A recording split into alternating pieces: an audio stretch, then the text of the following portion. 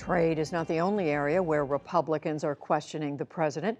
A threat issued from the White House yesterday to possibly revoke security clearances of 6 former national security and intelligence officials set off bipartisan criticism.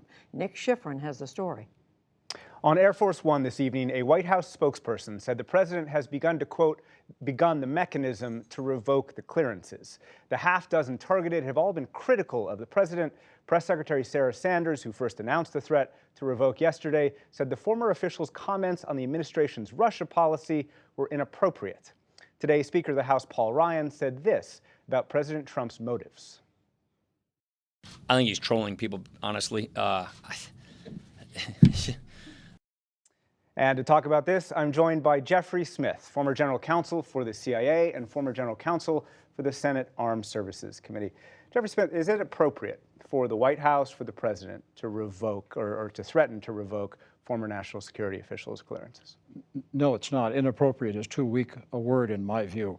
I can understand why the president is angry, but the way to respond is to respond with a factual response, not to seek to intimidate and bully those who have spoken out against him. Former officials who've devoted their lives to this country, they do not deserve to be treated this way. They have their right to speak, and it's highly inappropriate for the president to seek to intimidate or bully them. What's the impact of this kind of threat, not only on these former officials, but is there any impact on current intelligence officials who might brief the president or in the White House? Yes, I think there is. It injects an element of fear in the system. The clearance is essential to the performance of your job, and there are rules for how you get a clearance, and there are rules for how a clearance is revoked. And the president has just publicly said that these clearances must be revoked. That's never happened before, not even in the McCarthy or Nixon era. And what that does is it creates an atmosphere of fear in the national security communities that if an individual, a serving officer, speaks, even perhaps in private within the confines of his or her own agency, a politically appointed person might listen to that and think they are being disloyal and report them, and the president could say, well, they should lose their clearance. This element of fear is dangerous, and it will cause people to hesitate to tell the truth. We heard this White House spokesperson on Air Force One talk about beginning the process. Can the president just do this? Can he just say that the clearances should be revoked, and would they be revoked? Not without breaking all the rules that have been created by executive order. There's an executive order that lays out the, quote, adjudication guidelines for how a person is evaluated for a clearance, as well as what happens if a person no longer meets those guidelines. The president just simply can't say this person has revoked the clearances.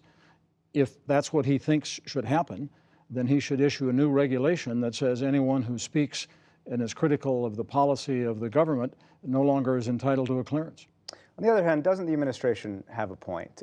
These former officials, or frankly many former officials, don't they monetize their clearances? Don't they use the clearances that they got in government in order to get private sector jobs? Doesn't the administration have a point there? I'm not sure what the connection is between monetizing their clearances to perform legitimate work for companies or to advise the government, and the criticism that Ms. Saunders made yesterday that they have somehow politicized their clearances. It's just I don't understand the logic there. It is certainly true that when you leave the government, you have a continuing obligation to protect classified information. If you disclose it, it's a crime. If you do any of the other things that could cause you to lose a clearance, alcoholism, drug abuse, financial problems, and so on, you could lose a clearance. But not for speaking your mind, not for criticizing the president, particularly by former officials. They write books, they teach classes, they contribute to the debate. It's an abuse of the president's powers, and I hope the agencies will resist it.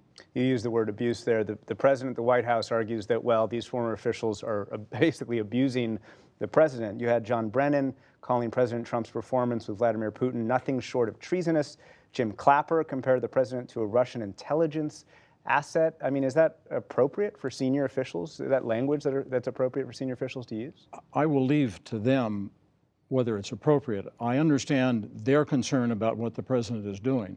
My point simply is that the president's response should not be to seek to revoke their clearances, but he should respond in kind by saying, what you say is not true. But many of his responses, it seems to me, ring hollow. His actions with respect to Russia are not consistent with, in my judgment, what really should be American interests, and it's inexplicable. And these are officials who worry terribly about this country and what he is doing. Jeffrey Smith, thank you very much.